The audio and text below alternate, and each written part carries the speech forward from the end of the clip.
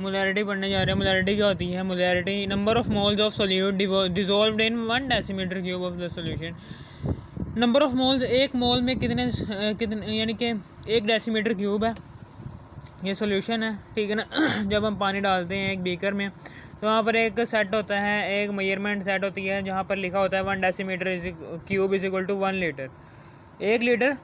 वहाँ पर एक पैमाइश दर्ज होती है 1 लीटर, यानी कि जो सा पानी है वो लीटर तक भर सकते हैं। हमने लीटर तक भर दिया, वो पैमाइश है, वो पैमाइश तक हम पानी को ले गए हैं 1 लीटर तक, ठीक है।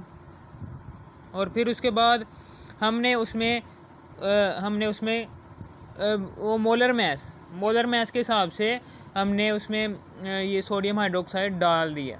यानी कि मेरे कहने का मतलब है, हमने सोडियम हाइड्रोक्साइड है, सोडियम का 23 होता है एटॉमिक मास, ऑक्सीजन का 1 होता है, हाइड्रोजन का 1 होता है। जब हम इन दोनों को जमा करेंगे 40 ग्राम पर मोल आएगा। 40 ग्राम पर मोल, ये क्या है? ये मोलर मैस है। किसका? सोडियम हाइड्रोक्साइड का एक मोलर मैस है। इतना ही इस हिसाब से हमने इसमें सोडियम हाइड्रोक्साइड इसके अंदर डाल दिया। जब हम इसके अंदर डालेंगे तो ये पानी हिलने लग जाए, तो फिर हम इसे मिलाएंगे, ठीक है ना, डाइल्यूट आएगी। अभी मैं बता देता हूँ, ठीक है ना। अभी मैंने सिर्फ मोलैरिटी की डेफिनेशन बताई है कि 1 डेसीमीटर क्यूब या फिर 1 लीटर सॉल्यूशन में सॉल्यूट डिज़ोल्व्ड, कितने number of moles solute dissolve है, कितने number of moles solute dissolve है, number of moles of solute dissolved in 1 decimetre cube of the solution. 1 litre में 1 decimetre cube, 1 litre is equal to होता है 1 decimetre cube. ये इसका 1 litre is equal to 1 decimetre cube होता है। Molarity को हम रिप्रेजेंट करते हैं एम से। Molarity M is equal to mass of solute over molar mass of solute, mass of solute over molar mass of solute over volume of solution, ठीक है ना।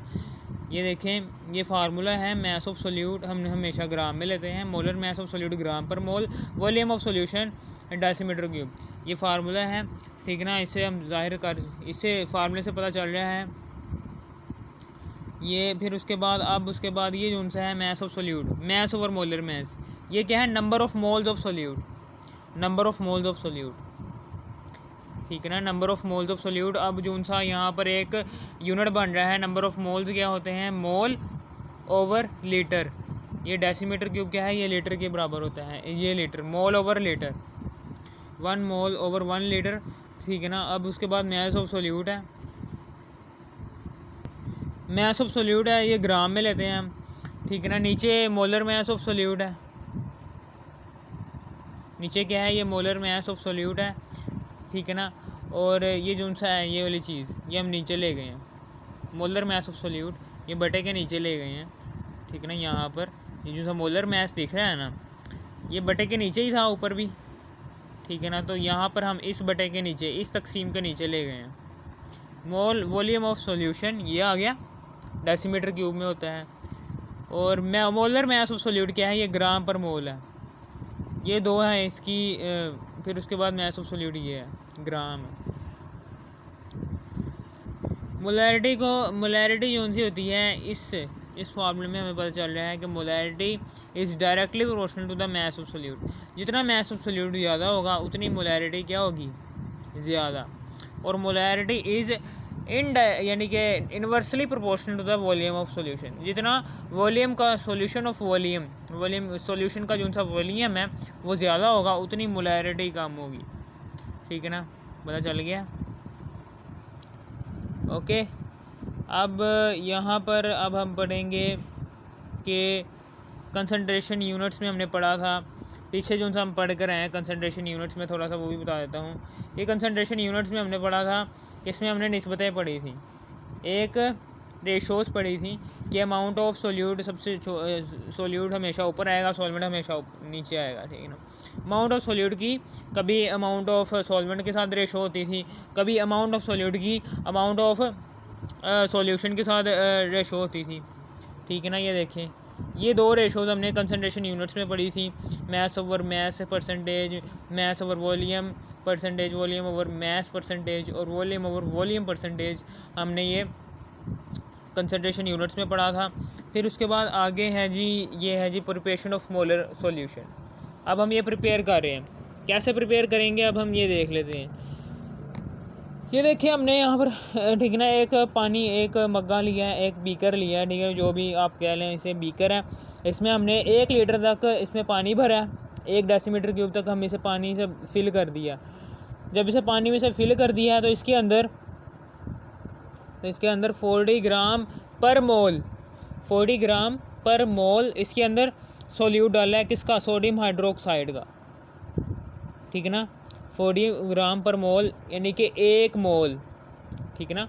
40 ग्राम पर मोल का मतलब क्या है, मोलर मैस, ठीक है ना, समझ आ गई आपको, ठीक है। इसके अंदर डाल दिया हमने 40 ग्राम पर मोल, ये इसके अंदर हल हो जाएगा। सोडियम हाइड्रोक्साइड को जब हम इसमें मिलाएंगे तो ये हल होता रहेगा, ठीक है ना। जैसे ही हम ये 1 मोल को 2 मोल में कन्वर्ट करेंगे, यानी कि इतना ही 40 ग्राम पर मोल सोल्यूट NaOH मज़ीद पानी में ऐड कर देंगे 1 डेसीमीटर क्यूब, तो इससे क्या होगा, इससे जो सा सॉल्यूशन है उसमें सोल्यूट की मिकदार बढ़ जाएगी, यानी कि amount of solute in solution increased and therefore molarity is also increased because molarity is directly proportional to the mass of solute or amount of solute in solution, ठीक है ना। ये हमेशा, अब ये देखें ये कंसनट्रेटेड हो गया, ये डाइल्यूट था। यहाँ पर क्या था, यहाँ पर हमें पता है कि यहाँ पर पानी था 1 डेसीमीटर क्यूब, इसमें 1 मोल सोल्यूट की मिकदार हमने हल की, ठीक है ना, और फिर मज़ीद हमने 1 और मोल ऐड कर दिया। अब ये जो सा इसमें सोल्यूट की मिकदार ज़्यादा है बनिस्बत इसके, ठीक है ना, बनिस्बत इसके, कंपैरेटिवली इसके, किसमें सोल्यूट की मिकदार ज़्यादा है, इसमें, तो ये ज़्यादा कंसनट्रेटेड होगा, क्योंकि हमने पीछे पढ़ा है कि डाइल्यूट में सोल्यूट की मिकदार कम होती है, कंसनट्रेटेड में सोल्यूट की मिकदार ज़्यादा होती है, ठीक है ना। जब हमने सोल्यूट मज़ीद ऐड किया तो इसका मतलब क्या है कि डाइल्यूट कन्वर्ट हो गया कंसनट्रेटेड में। ये क्या है, this solution is more concentrated therefore molarity is also increased in this solution. ये हो गया हमारा मोलैरिटी का टॉपिक क्लियर।